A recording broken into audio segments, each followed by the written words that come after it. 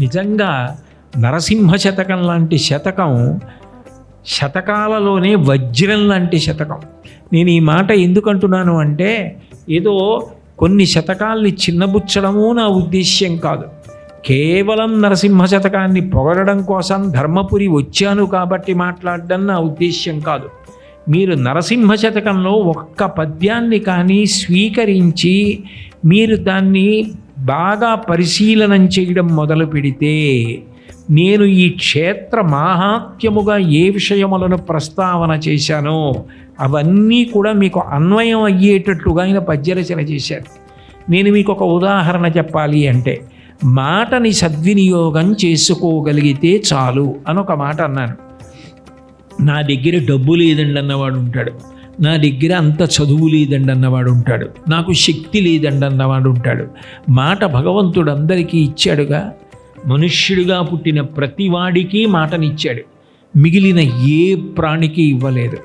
నామస్మరణ ధన్యోపాయం నహి పశ్యామో భవతరణి.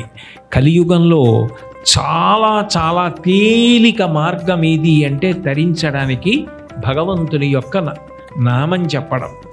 అట్లా నామం చెప్పడానికి చాలా తేలికగా ఉండేటటువంటి నామములలో ఒక నామం నరహరి నరసింహ. ఈ నామం ఒత్తులు ఉండవు కాబట్టి చాలా తేలికగా పిల్లలు కూడా పలకచ్చు. ఆయన ఈ వాక్కుని సద్వినియోగం చేసుకో, అది నిన్ను ధర్మం వైపుకి నడిపిస్తుంది. ఎందుకంటే నామానికి ఒక లక్షణం ఉంది. మీరు నామం చెప్పడం మొదలుపెట్టారనుకోండి, మీకు తెలియకుండానే ఆ నామం మీ నాలుకను పట్టుకుంటుంది. నేను గోవింద గోవింద గోవింద గోవింద గోవింద గోవింద గోవింద అని చాలాసేపు అన్నాను అనుకోండి, అనేసి వదిలేశాను అనుకోండి, అప్రయత్నంగా నా నోట్లో మళ్ళీ గోవింద గోవింద గోవింద గోవింద అని ఏదో ఆ గోవింద సంబంధమైనటువంటి నామం తిరుగుతూ ఉంటుంది. మీరు ఏదన్నారో, ఏ నామం చేశారో ఆ నామం మీ నోట్లో తిరగడం అలవాటు అవుతుంది. పైగా నామము ఏం చేస్తుంది అంటే అది చెయ్యనిది ఏదీ లేదని చెప్పాలి. అంతేకాని నామం ఇది చేస్తుంది అంటే చెప్పలేరు. అప్పుడు మీకు ఏది ఇవ్వలేదు భగవంతుడు, అప్పుడు నిజానికి భగవంతుడు మీకు ఇచ్చిన అపూర్వమైన కానుక ఏది అంటే మాట. ఆ మాట చేత మీరు తరించిపోవచ్చు. దాన్నే శేషప్ప కవి ఒక అద్భుతమైనటువంటి పద్యంగా ఇచ్చారు. నరసింహని దివ్య నామ మంత్రము చేత దురిచదాలములెల్ల త్రొలవచ్చు. నరసింహని దివ్య నామ మంత్రము చేత బలుపైన రోగముల్ బాపవచ్చు. నరసింహని దివ్య నామ మంత్రము చేత రిపుసంఘముల సంహరింపవచ్చు.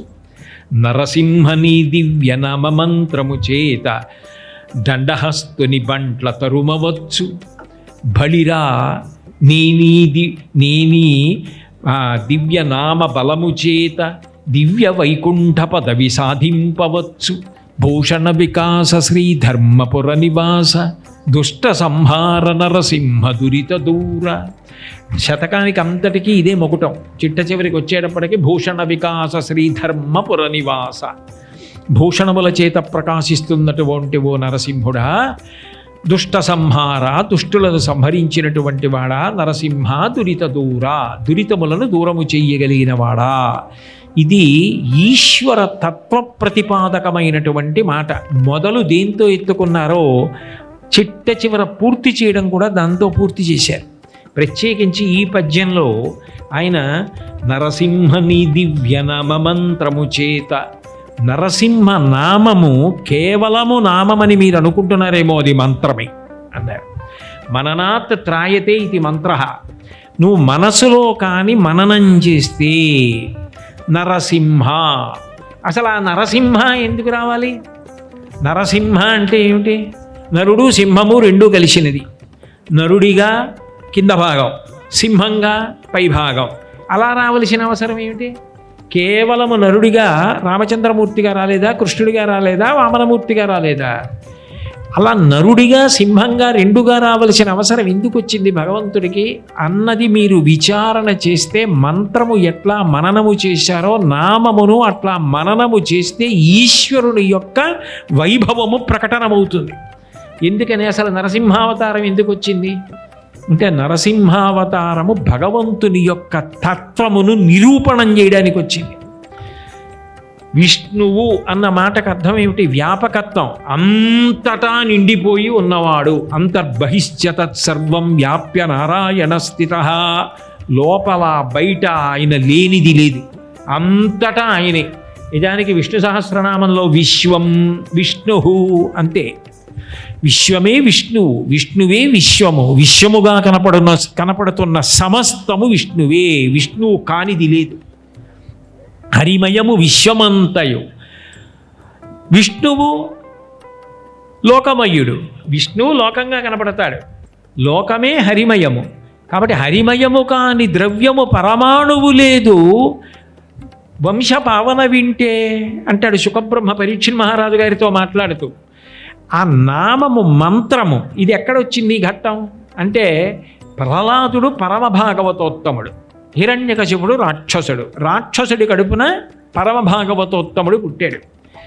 పతాక స్థాయి ఘట్టం ఎక్కడ అంటే ప్రహ్లాదోపాఖ్యానంలో చిట్ట చివర హిరణ్యకశిపుడు ఒక ప్రశ్న అడిగాడు. ఎవరి బలం చూసుకుని నీకింత ధైర్యం అని అడిగాడు. బలయుతులకు దుర్బలులకు బలమెవ్వడు నీకు నాకు బ్రహ్మాదులకున్ బలమెవ్వడు ప్రాణులకును బలమెవ్వండట్టి విభుడు బలమసురేంద్ర అన్నాడు. నాన్నగారు ఆ ప్రశ్న అడుగుతారు, మీకు నాకు దేవతలకి సమస్త ప్రాణులకు బలమన్న మాట ఎక్కడ అన్వయం అవుతుందో ఆ బలమంతా ఆయన విష్ణువు ఎవరో ఆయనే నాకు బలం నాన్నగారు అన్నాడు. అప్పుడు బలమునకు కేంద్రం ఆయనే.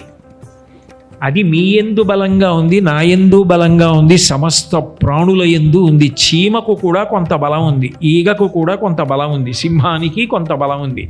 ఏ ప్రాణి యందు ఎంత బలం ఉన్నా యద్యద్విభూతిమత్సత్వం శ్రీమదుర్జితమేవ మా తత్తదేవావగచ్చత్వం మమ తేజోంచ సంభవం. అన్ని ప్రాణుల యందరి ప్రకాశిస్తోంది. ఆ బలమే నాకు బలం నాన్నగారు అన్నాడు. నువ్వు సరే ఇలా మాట్లాడుతున్నావు కదా, నాకు విష్ణువు బలం అంటున్నావు. ఆ విష్ణువు ఎక్కడున్నాడో నాకు చూపించే, యుద్ధం చేసి అతనో నేనో తేలుస్తానన్నాడు. మళ్ళీ ఇదే ప్రశ్న అడుగుతారు, ఎక్కడున్నారని అడుగుతారేంటి? ఇందుకలడు అందులేడని సందేహము వలదు చక్రి సర్వోపగతుండెందెందు వెదకి చూచిన అందందే కలడు దానవగ్రణి వింటే. అసలు విష్ణువు ఇక్కడున్నాడు ఇక్కడ లేడని చెప్పడం సాధ్యం కాదు.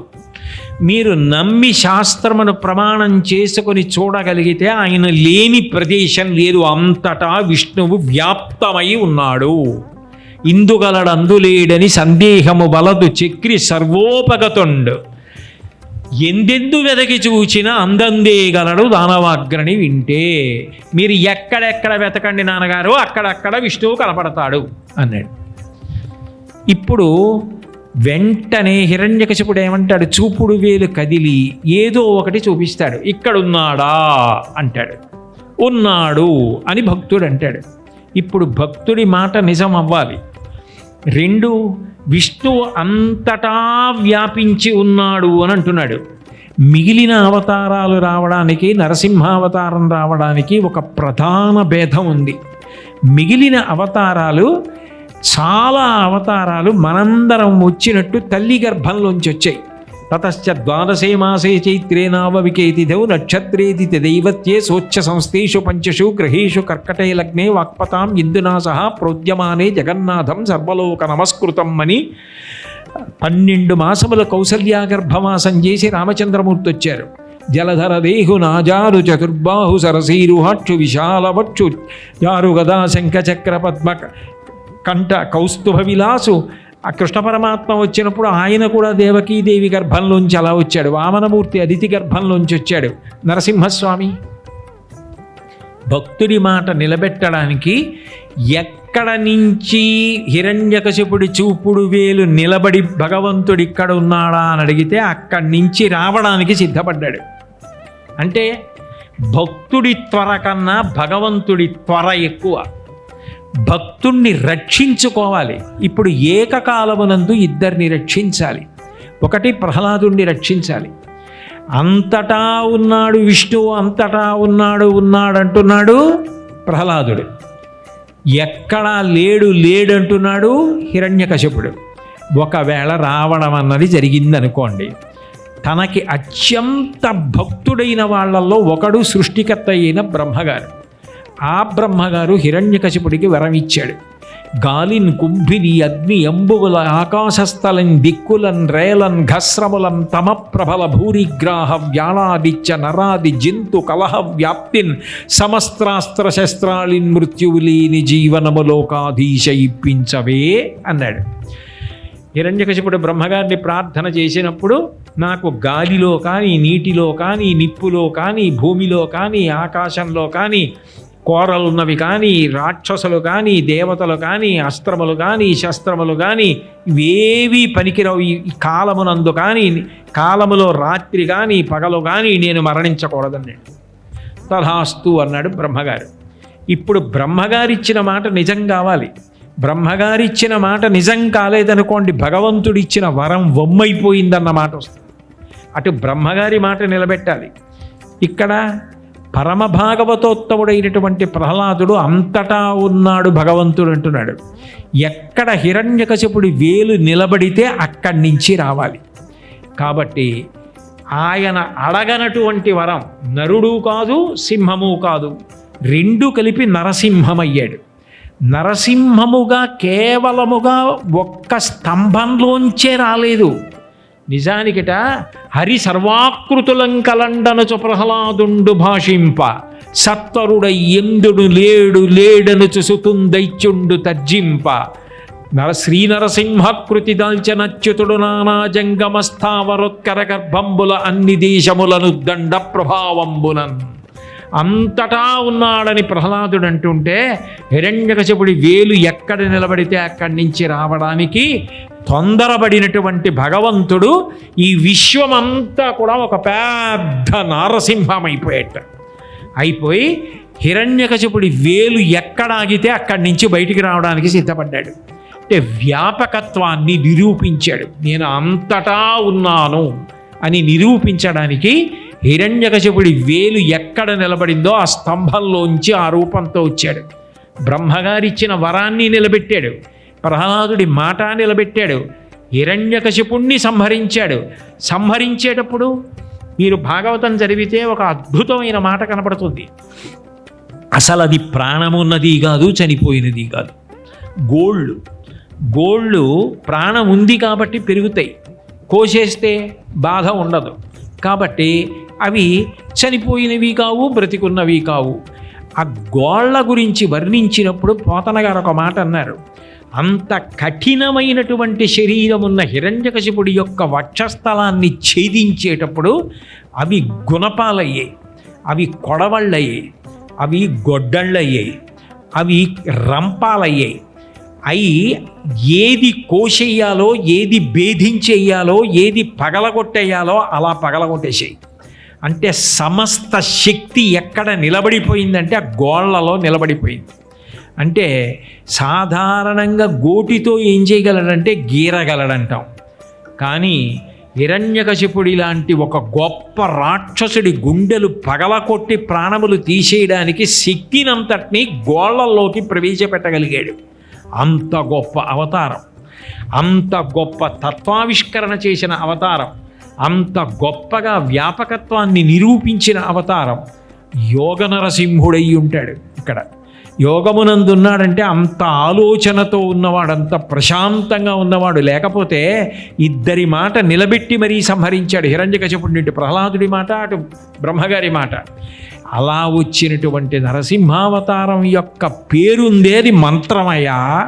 నువ్వు అది మననం చేస్తే చాలు నిన్ను కాపాడేస్తుంది.